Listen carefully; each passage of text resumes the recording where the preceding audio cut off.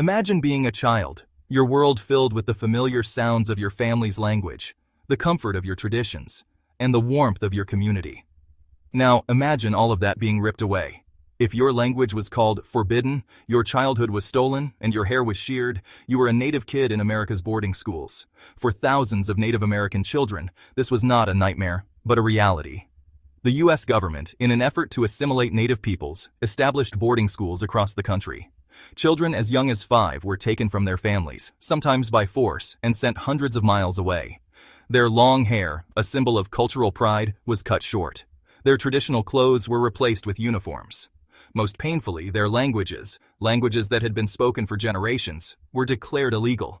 Speaking their mother tongue meant harsh punishment, beatings, isolation, or worse.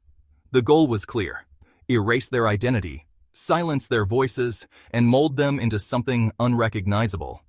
But history has a way of turning the tables.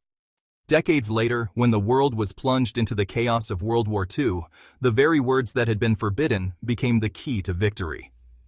If your words later helped defeat the Nazis and the Japanese, you were a code talker and a hero.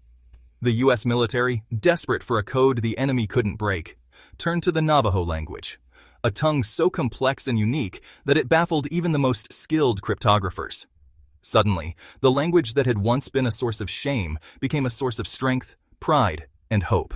Picture Chester Nez, just 8 years old, standing on the dusty ground outside his Navajo home.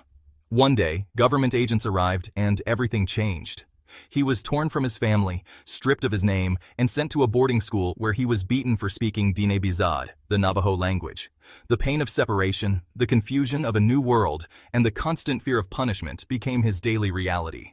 Yet, even as he was forced to learn English and forget his roots, the memory of his language and culture remained deep within him, a quiet ember waiting to ignite. The government said, "English only." In the classrooms, signs hung on the walls, "English only." Teachers patrolled the halls, listening for any hint of a native word. Children who slipped up were made examples of, punished in front of their peers. The message was clear: your language is not welcome here. Your culture is not welcome here. For many, the trauma of these years would last a lifetime, leaving scars that would be passed down through generations. But decades later, in the heat of World War II, the Marines were desperate for a code the enemy couldn't crack. The Pacific Theater was a brutal battleground, and secure communication was a matter of life and death. Japanese codebreakers had managed to decipher every code the U.S. military had used so far, putting countless lives at risk. The situation was dire. Military strategists searched for a solution, something so unique and unbreakable that it could turn the tide of war. In stepped the forbidden language. Navajo, the language that had survived centuries of suppression, that had been whispered in secret and remembered in dreams, was about to become America's secret weapon. The Marines recruited a group of young Navajo men, many of whom had endured the pain of boarding schools, to create a code based on their language. These men, once punished for speaking Diné bizaad, were now asked to use it to save lives. Nez and his brothers invented a code so brilliant, so unbreakable, it helped turn the tide in the Pacific. Working in secrecy, they developed a system that used Navajo words to represent military terms, creating a code that was both fast and impossible to decipher. On the front lines, code talkers transmitted messages in the heat of battle, their voices carrying orders, coordinates, and vital information across the chaos of war. Japanese forces, skilled at breaking codes, were left utterly baffled. Not once was the Navajo Code broken. The bravery and ingenuity of the code talkers saved countless lives and played a crucial role in major victories, including the Battle of Iwo Jima.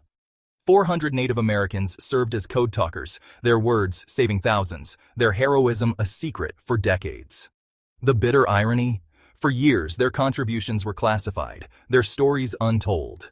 They returned home as heroes, but few knew of their sacrifice. Many continued to face discrimination and prejudice, their wartime achievements hidden in the shadows.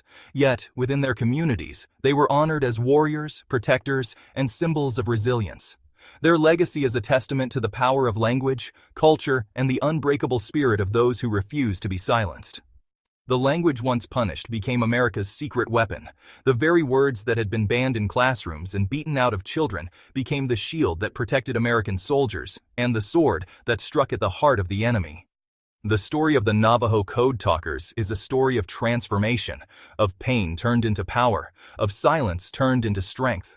It is a reminder that what is once rejected can become indispensable, and that the voices we try to silence may one day save us all. Today, as these languages fight extinction, their story reminds us resilience can transform pain into hope, and even silence can change history. Across the country, efforts are underway to revitalize native languages, to teach new generations the words that once faced erasure. Elders share their knowledge with children, passing down not just vocabulary, but stories, values, and a sense of identity. Monuments and memorials honor the Code Talkers, ensuring their legacy endures. Their journey from silenced children to unbreakable heroes is a powerful lesson for us all, that no matter how deep the wounds of the past, the human spirit can rise, heal, and inspire. The story of the Navajo Code Talkers is not just a chapter in history, it is a call to remember, to honor, and to never let any voice be silenced again.